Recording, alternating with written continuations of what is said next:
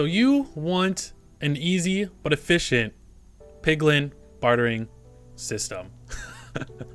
Well, this is the design for you. So you need lots of basalt, and let me tell you, with this farm right here, you can get 35,000 pieces of basalt every single hour. This farm is absolutely crazy. And there's a lot of new cool farms now that we're in 1.16, but today we're here to talk about this automated, well, AFK basalt farm. It's definitely not automated, but you can definitely AFK at this thing. So let's go ahead and take a look at this. It's super simple, super compact. If you look down below, we literally just got some hoppers aiming into a chest.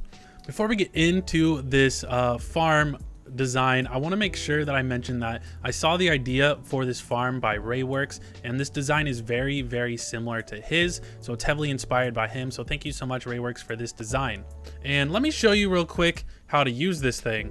So now that we're in survival here, all you need to do is press this button, dispenses some lava, and then you come up and hold down the right click and start collecting all the basalt. And you can literally just sit here and do this. You can AFK, just have something heavy pressing down on your right click, and you'll be collecting up all this basalt. Now, that's super easy to turn it off. You can make the lava go away just by pressing the button again. And if you look here, you can see that when I was testing this, one of the max amounts of basalt I was able to get was 33,000. And I suspect that you can get more than that just because of the loss in time of me actually typing in the command / counter. So you can get up to 35,000 pieces of basalt. Not only can you get basalt, but you can get polished basalt. And basalt looks like this right here, and then the polished basalt looks like this right here. So you can see that they have different textures, and I myself like to make, if I'm making a huge structure out of basalt, you go ahead and make these huge walls of basalt, and then you can just go ahead and texture it by popping in an occasional polished basalt in there to give it a little bit of texture and make it pop a little bit. Cool, so now that we know how the farm works, let's get into the technicals of this farm and how to build this thing.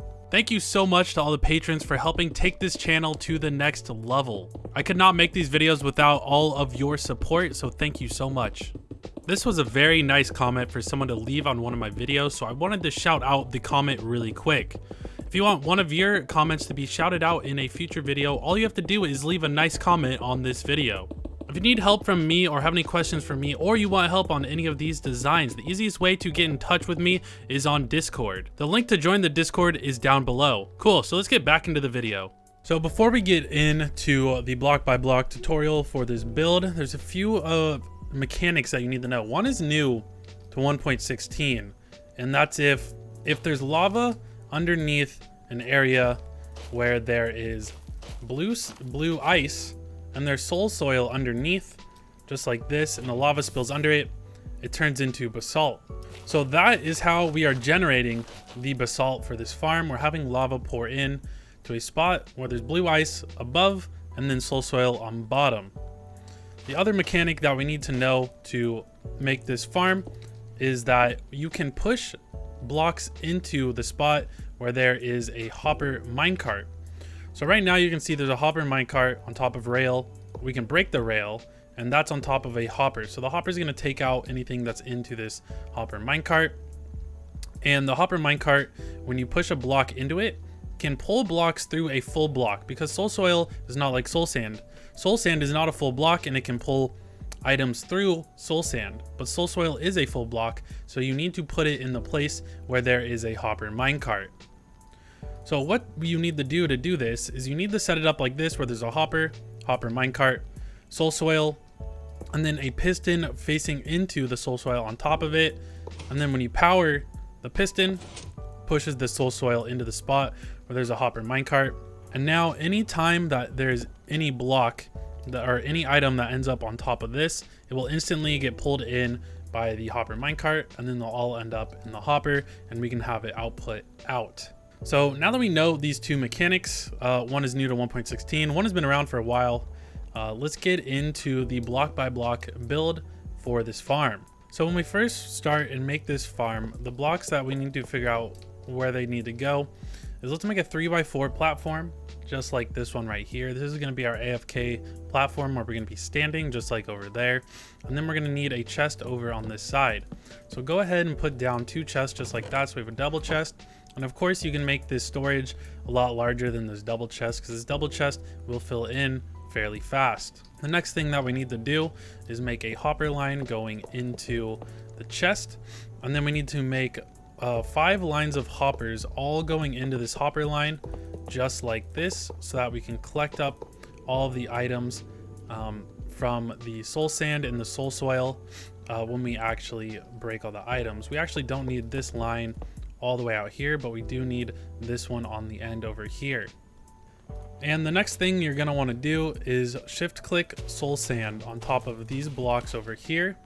And now is when we need to put down all of our hopper minecarts. Go ahead and put rail down across all of these hoppers just like that. And we actually only need 4 minecarts in here. It's really hard to actually fit all 5 in here. So all you need to do is get 4 in here just like that. Again, that will collect everything. We have it set up like that over there, and I tested it fully, and there will be no issues if you set it up with just the 4 hopper minecarts. As you can see, the hitbox of the hopper minecart actually overlaps on both of these spots right here. So all of the soul soil that we're going to put on top of them will get collected, even if there's one in the middle there. Let's go ahead and put one of these more in the middle, just like that, so that we can be sure that they're all going to get collected up. And then we can go ahead and put the soul sand over on this side as well. This doesn't have to be soul sand over on this side and over on that side. I do want it to be a block that is not a full block, just in case we have the chance that it can pull any items through. That's why I have that there. But there's also going to be lava on this lane and this lane. So it is likely if an item does fall over here, it'll just get burnt up in the lava. But I want it here just in case, just so that we can get that extra efficiency if there is a chance that we can save the item and pull it through. Then we need our line of soul sand just like this. We need a line of blocks across the top. It can be any block like that, just so that we can get under here and put all of our pistons facing downwards into the soul soil, just like this. And then we can take out this line of blocks up on the top of there. And then we just need a power source, and we need to power all of these pistons and push down the soul soil into the correct place. So now you can see it didn't mess up anything underneath. And now if we go up top and we just start tossing some of this redstone dust into here, you can see that no matter where we toss the redstone dust, well, not on the edge right there, there's gonna be a block there anyways to make sure that that doesn't happen. And you can see that no matter where we toss the redstone dust on the soul soil, it will get picked up. So that's perfect. You may want to test it like that before you move forward, and if there's a spot that doesn't get picked up, definitely change that and make it so that the hopper minecarts are spread out enough to where they pick up everything. Once you're done with this, what you want to do is just go ahead and make a border all the way around this thing, just like this. And you want a block here and a block here. Another thing you're going to need is trap doors. Put a trap door right there so that none of the hopper minecarts move at all. You also want to block underneath here just to make sure that that hopper minecart doesn't move at all. And then you're also going to need a block here, and then you're going to have to put another 2 trap doors right there and right there. And that's just to make it so that the lava doesn't pour into here. And then the places where we're going to put the dispensers are going to be here and there. So what you need to do now is you need to get your dispenser and make sure you have a couple buckets of lava. And then you can put your dispensers down here facing inwards and here facing inwards. Put your bucket of lava there, put your bucket of lava there. And now the whole perimeter is all set up. Now we need to make sure that all of this gets hooked up, so you can hook it up with this line of redstone dust all the way around. And then we need a button over here so that we can turn this thing on and off. So you can see there, all the lava flows correctly. None of the lava is going to get outside of any of this. And you probably want fire tick turned off if you're going to be using this farm, just to make it so that the lava doesn't accidentally catch one of these on fire and then drip over and then you die from the lava. So you can press it again to turn it off, and this farm is almost done. The last little thing that we need is we need this line of blue ice. It has to be blue ice over the top so that there's a 1 block gap between the soul soil and the blue ice. So now when we turn this on, you can see it makes all 5 blocks of basalt. So now if we go in here and we start eating away at these, it's going to break the basalt, and then the hopper minecart's gonna break it and collect down here. I'm in creative mode, so I didn't do that.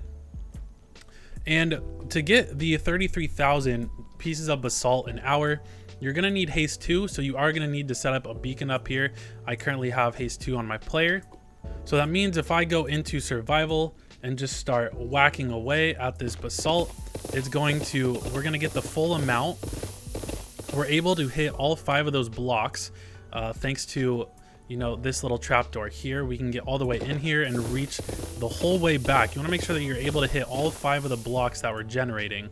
If you can only hit 4 of the blocks, you're not getting close enough. Maybe you accidentally put a block here. Make sure you get rid of that, and you can actually hit all 5 of the blocks. Otherwise, your efficiency is probably going to be 20% less than what it could be. So yeah, I did see the idea for this farm from Rayworks. My design is definitely very similar. I just saw the design that he made, and then I made my own using the mechanics that I saw in his video. So I do want to thank Rayworks for you know, putting this design together and giving me the idea for it. So yeah, definitely check out his video. I left a link to that down in the description. But I hope you enjoyed this. This is my take on his farm. If you did enjoy this, definitely leave a like. If you learned something new, leave a like. And if you want to see more Minecraft automation or stay up to our adventures in Strangecraft, definitely subscribe, and I'll see you in the next video. All right, cool. I'll see you in the next one. Bye-bye.